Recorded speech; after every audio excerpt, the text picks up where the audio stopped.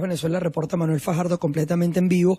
Por supuesto, hoy el espectro informativo se centra en República Dominicana de cara a lo que es ya este segundo encuentro formal, oficial, entre el gobierno y la oposición. Hay quienes lo llaman diálogo y quienes lo llaman negociación, porque así se ha planteado. Vamos a tratar de abordar este tema de manera estructural, completa, con Carlos Luna, quien es el director de la Escuela de Estudios Políticos y Administrativos de la Universidad Central de Venezuela, además internacionalista también.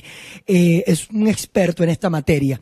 Negociación o diálogo. Hoy hay un segundo encuentro. Hay la posición o la posibilidad de que haya ya un acuerdo concreto que lo van a discutir entre las partes. Danilo Medina es el encargado de presentar ante tanto el gobierno, a la delegación del gobierno como a la delegación de la oposición ya un documento claro que se discutió en el primer encuentro del 1 y 2 de diciembre. ¿Cuál es el devenir y las implicaciones políticas que, por supuesto, que esto tiene para Venezuela? Bueno, en primer lugar, vamos a empezar con lo estructural, tal como lo has planteado, un poquito a razón didáctica para los televidentes. En primer lugar, una cosa es un diálogo y otra cosa es una negociación. Una negociación obviamente involucra un diálogo previo, es decir, un intercambio de ideas, de pareceres, en búsqueda de intereses que puedan ser convergentes a la hora de sentarnos a la mesa dos o más partes que puedan haber. Pero es muy importante destacar que negociación es algo más complejo que el simple hecho de dialogar, porque negociar implica el establecimiento de compromisos a corto, mediano y largo plazo, y además que esos compromisos deben ser cumplidos cabalmente por las partes, y más aún si se encuentra, como en este caso, unos garantes, unos países que están acompañando el proceso de negociación. Para el gobierno nacional esto es un diálogo. ¿Y por qué es un diálogo? Porque trata de no establecer ningún tipo de compromiso, o por lo menos unos compromisos que sean fácilmente dejados en el camino, porque también sienten que tienen una hegemonía política a lo interno de Venezuela, es decir, que negocian a partir de una posición de poder. Para la oposición, para la alternativa democrática, esto sí tiene que significar una negociación, porque tiene que involucrar unos compromisos duraderos a corto, mediano y largo plazo que puedan ser definitivamente verificables por la sociedad internacional, para de esa manera abrir una compuerta de transición, una compuerta de cambio en Venezuela.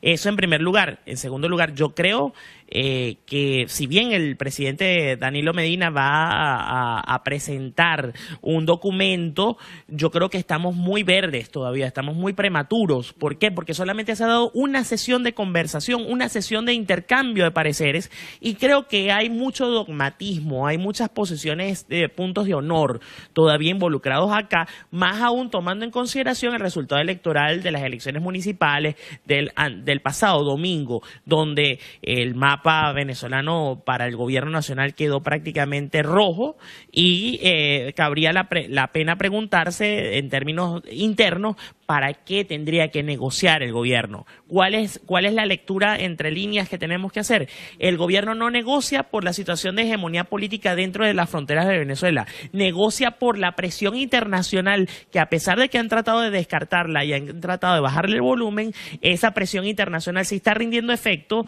toda vez que no tiene la capacidad de negociación a nivel internacional. El nivel de riesgo país está galopante, y aparte de eso vivimos en una estanflación con una hiperinflación a lo interno de Venezuela, que plantea una situación de crisis humanitaria para nuestro país. Profesor, usted habla de puntos de honor. ¿Cuáles serían esos puntos de honor desde su punto de vista? Bueno, para el gobierno nacional, punto de honor es que se reconozca la Asamblea Nacional Constituyente, número uno, como ente legítimo. Y en segundo lugar, otro punto de honor es el hecho del reconocimiento del proceso político bolivariano en toda su expresión, y además que se le permita negociar papeles de deuda, que se le permita negociar importaciones, que se le permita negociar sin ningún tipo de sanción internacional a personeros la situación económica y estructural del país.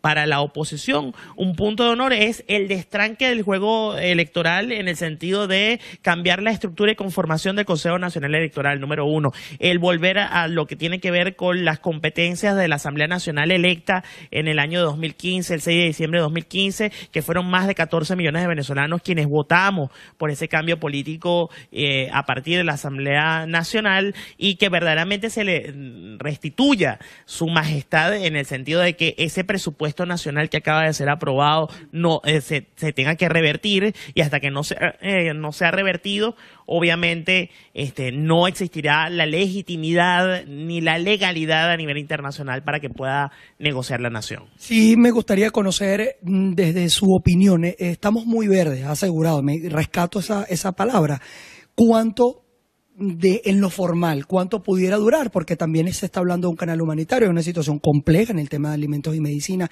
Entonces, el tiempo es el gran enemigo para la población y para la oposición. Al parecer al gobierno parece no importarle la situación estructural, al menos que hay en el tema de alimentos y medicina, y las personas siguen muriendo. Entonces, en las formalidades históricas de estos procesos de negociación y diálogo, ¿qué tiempo pudiera pasar? Mira, es que precisamente eso es total y completamente incierto. Eso es lo que más preocupa, porque los tiempos de la política no son los tiempos de la gente.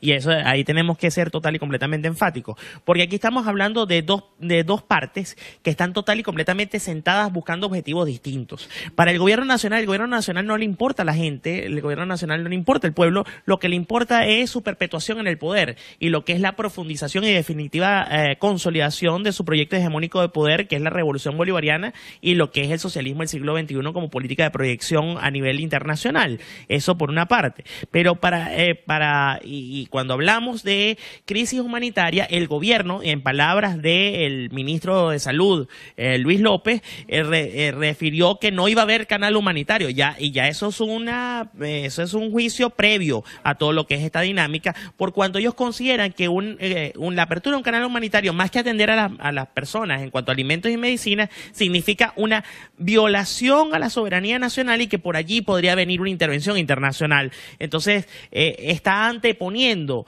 la permanencia en el poder a lo que pueda ser el bienestar de la gente. Entonces, aquí hay un contrasentido. Por eso es que si ponemos como objetivo estratégico para el gobierno el tener que permanecer abrazados al poder, dudo mucho si la negociación va por esos tiros, dudo mucho que vaya a fácilmente tolerar o fácilmente ceder sin un proceso mayor de presión internacional. Por eso es que creo que, y rescato las palabras del diputado Luis Florido, y aquí hay que hablar en ese sentido, que antes de firmar un mal acuerdo, es preferible no firmar, sino continuar con el proceso de diálogo.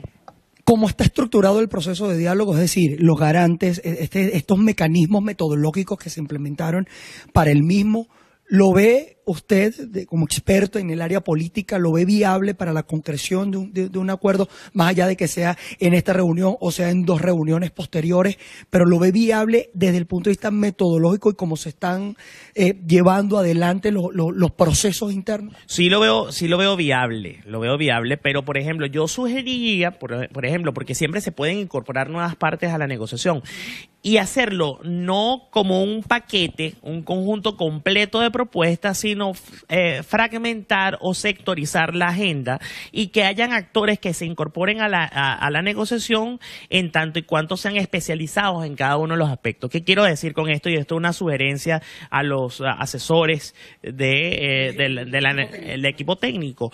Por ejemplo, el tema humanitario, es necesario que entren a este diálogo, por ejemplo, actores como la ONU, actores como Amnistía Internacional, o actores como, por decirlo de alguna manera, se me ocurre la Cruz Roja Internacional, que sean los receptores de esa cooperación internacional en términos de alimentos y medicinas, y que no sea ningún Estado aparte el que directamente haga el proceso. De esa manera, el gobierno va a bajar su aprensividad en la posibilidad de que haya una intervención internacional, porque estamos hablando de la Cruz Roja, o estamos hablando de la Santa Sede, o estamos hablando de la ONU, es decir, actores que debieran ser imparciales dentro de este proceso. Así disminuyes la presión que pueda haber sobre un determinado tema.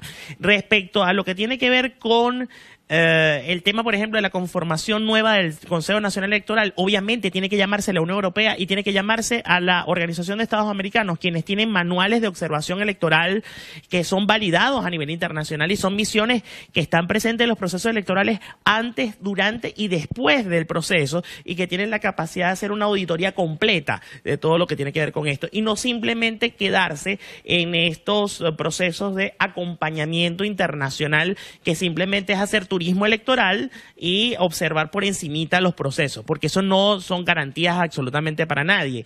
En temas como tiene que ver con la liberación de los presos políticos y presos de conciencia, bueno, obviamente está el Consejo de Derechos Humanos. Que venga el Consejo de Derechos Humanos de la ONU a hacer una supervisión o a hacer una auditoría in situ de todo lo que tiene que ver con estas situaciones y todas las causas jurídicas. Lo que pasa es que cuando tú ocultas algo es porque hay algo turbio por detrás, cuando hay una opacidad en el manejo de la información. Allí, como mi siguiente interrogante, la credibilidad del gobierno en el contexto internacional está de alguna manera como el Bolívar, bastante devaluada.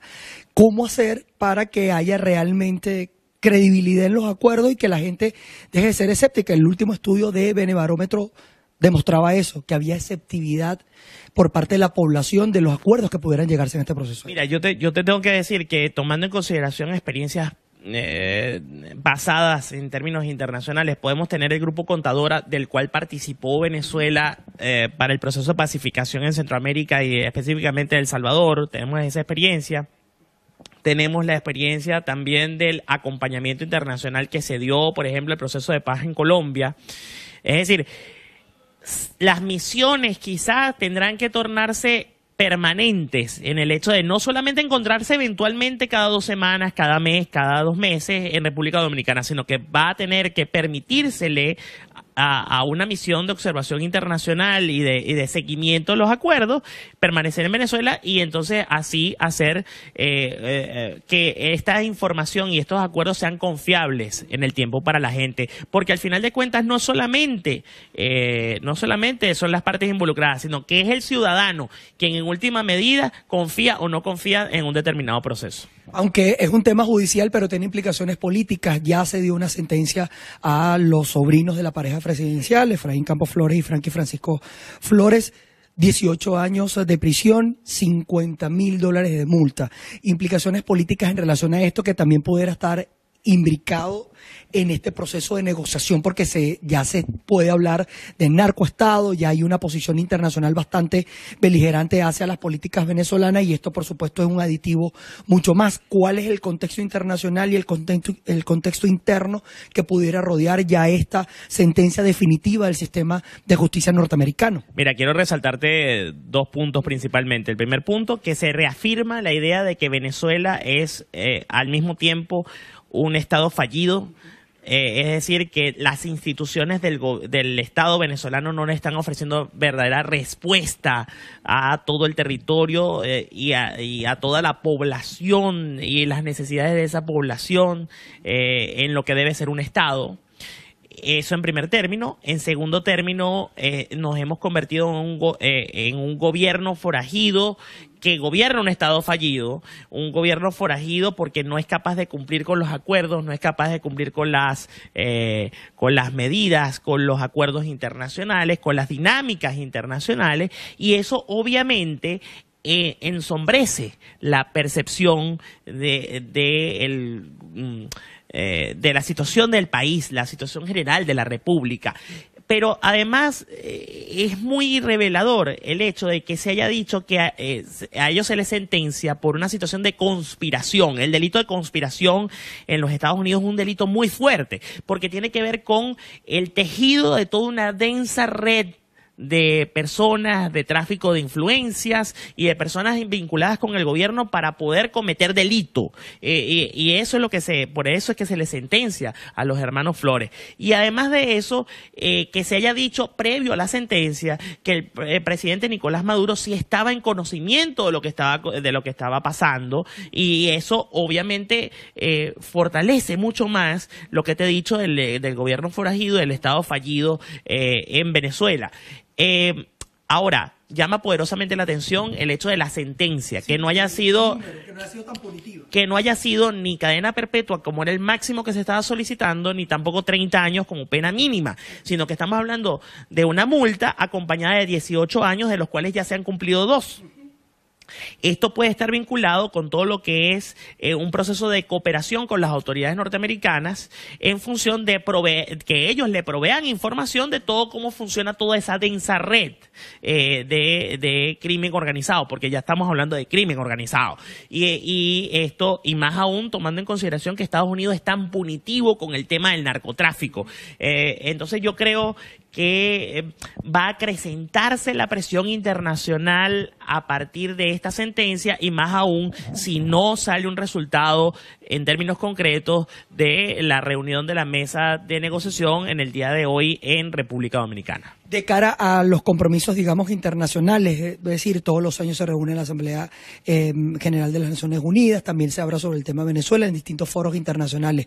Esta situación ya finalizando el año 2017 de cara al 2018, desde el punto de vista político nacional e internacional, cómo se pudiera manejar el tablero el tablero internacional para lograr presión nacional de cara al año 2018 en los distintos escenarios internacionales. Yo creo que se va a profundizar, yo creo que ya se está profundizando. Creo que si yo fuera asesor del gobierno tendría que decirle con mucha pena que la situación es prácticamente insalvable porque estamos en un mundo interconectado, estamos en un mundo globalizado, donde por más que quieran manejar el concepto de soberanía tradicional, de soberanía clásica, de las fronteras como muros infranqueables e inexpugnables, muy por el contrario, el mundo está enterado y tiene sus ojos sobre Venezuela.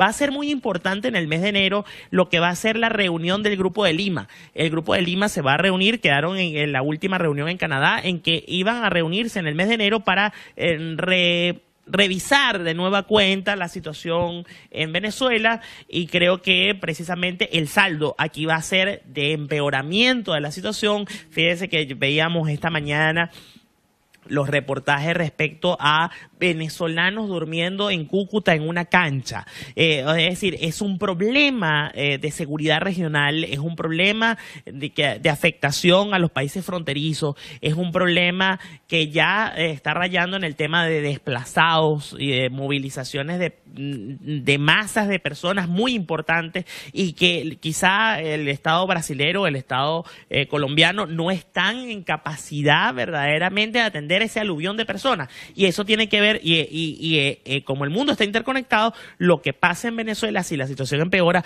puede repercutir directamente sobre los vecinos. Bien, palabras de Carlos Luna, quien es el director de la Escuela de Estudios Políticos y Administrativos de la Universidad Central de Venezuela, también internacionalista, abordando dos temas fundamentales el día de hoy, que son noticias no solamente en Venezuela, sino en gran parte del mundo, que es el proceso de diálogo y esta segunda reunión formal por parte del gobierno y la oposición, que pudiera derivar en un documento. Para Carlos Luna estamos todavía en una fase que debería conversarse mucho más entre las partes para llegar a acuerdos realmente concretos.